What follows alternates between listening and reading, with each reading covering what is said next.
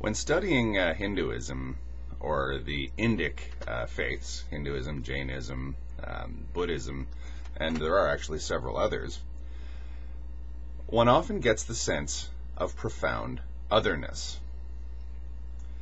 And this actually makes it difficult for people like Mr. Dawkins to take up the challenge that I rhetorically posed, i.e., let's see what modern scientific atheism has to say about Hinduism and the other Dharmic religions.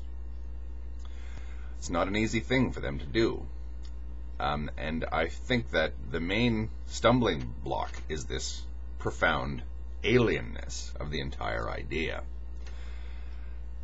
It's not an easy thing to do, and when you stray into any sort of territory in which you can come to grips with Hinduism or the Indic faiths and grapple with them, the only way you can do so is to fight the battle on their own terms. And that leaves you very, very vulnerable to the inadvertent counterattack which I alluded to earlier on in this series. Just by explaining its own point of view, the East, or the Indic religions, or faith systems, or philosophies, end up launching a counterattack that question the suppositions, the axia of Western belief. And I think that, again, the fact that the East really is not terribly interested in spreading its views into the West, i.e. Hinduism has never or rarely been that much of a proselytizing faith.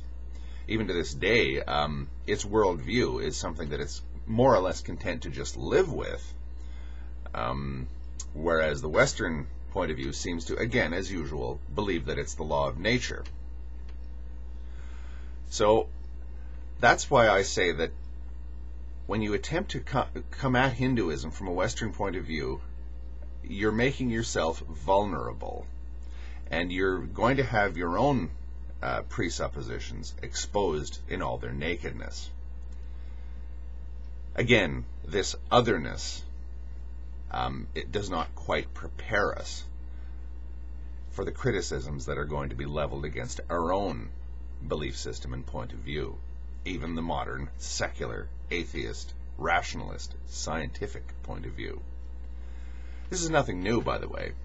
The Persian scholar al-Biruni, who wrote about 900 years ago, living among the Hindus, mentioned this as well.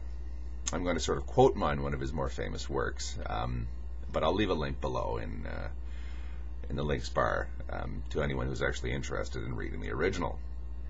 He wrote, "Before entering on our exposition, we must form an adequate idea of that which renders it so particularly difficult to penetrate to the essential nature of any Indian subject.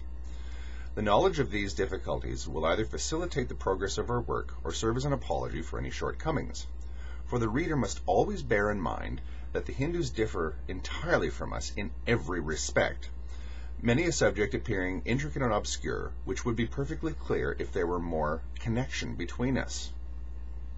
Secondly, they totally differ from us in religion, as we believe in nothing which they believe, and vice versa. In the third place, in all manners and usages, they differ from us to such a degree as to frighten their children with us, with our dress and our ways and customs, and as to declare us to be devil's breed, and our doings as the very opposite of all that is good and proper.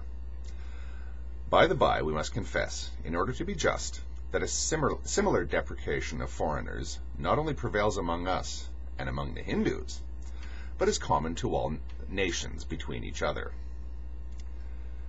Sounds familiar, doesn't it? The modern Western mind says, oh well, but the Hindus believe it's just a pile of rubbish.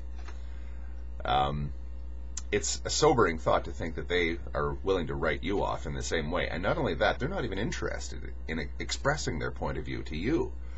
Most of what we get about Hinduism is from outsiders writing about them.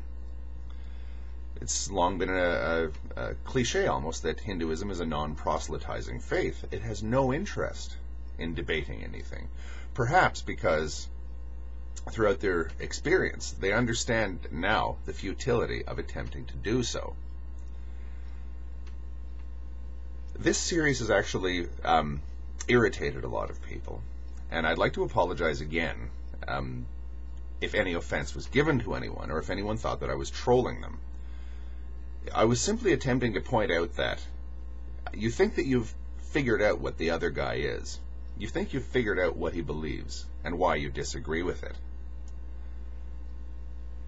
You may have actually strawmanned him in a thoroughgoing and unbelievably fallacious way. You may not understand a thing about what that other person or that other belief system holds to be true. I would suggest that Hinduism, or the Indic faith, is just one big example of that. I would tell Mr. Dawkins and Mr. Hitchens, they're almost certainly doing that to every other point of view that they so blithely challenge and so blithely dismiss. Thank you.